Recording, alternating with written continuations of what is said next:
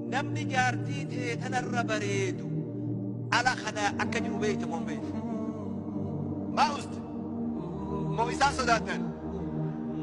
walii galaa isin agartu fuula garagaltanii jirtanii mi way ajaa'iba namni jaartii ta'e tanarra bareedu akka jiru beekitu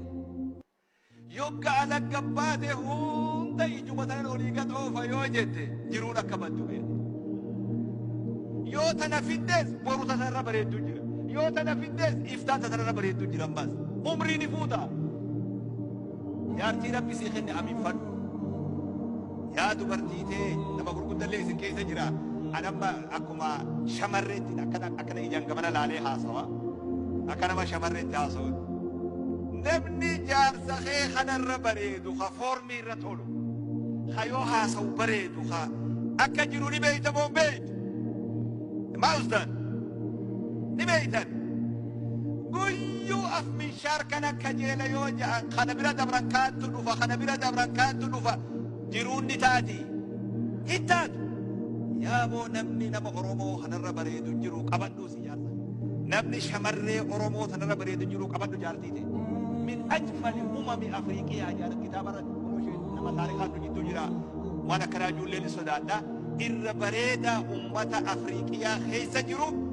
ummata keenya kana jaatu kitaaba irratti qara'e kataban min ajmali umami afriiqiyaa ummata fokkataa nuti bar nama dahoon irra kaase dahoon qeyroo fi qarreetti itti utaaltee mataan baqaysite du namni sirra bareedu jiru namni dhiirateeti irra bareedu jiru namni dubartiiteeti irra bareedu afriiqiyaa keessa jiru maal barbaadda si'achi akkana naa deema bolola anfariira namni bultii diigerra shari'aa islaamaa keessatti bultii lama ta nagayaan deemtu karaa adda addaatiin jidduu seenee namni bultii diigerra namni qixaanni hamaa shari'aa keessa jiru beeku man khabbaba imra'atan namni intala takka sobee jaarsi tokko jalaa akka maatiin sun diigamtu godhe olola jiddutti fide namni isarra hamaa shari'aa islaamaa keessa jiru bultii walii haa saddarru wal kabajaa haa deemnu gorsa haa gumaachinu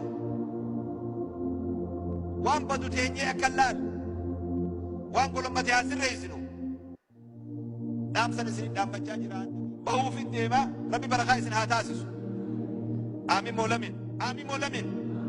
badhaasa uf biraa ta'e rabbi haa kennu isaa fi warra isa wajji dalage boordii waan kana isa wajji qopheessu hunda rabbi haa milkeessu isin hawaasa waan kana akka bareeche kursiin tuni yeroo namni tokkolleen irra jileesse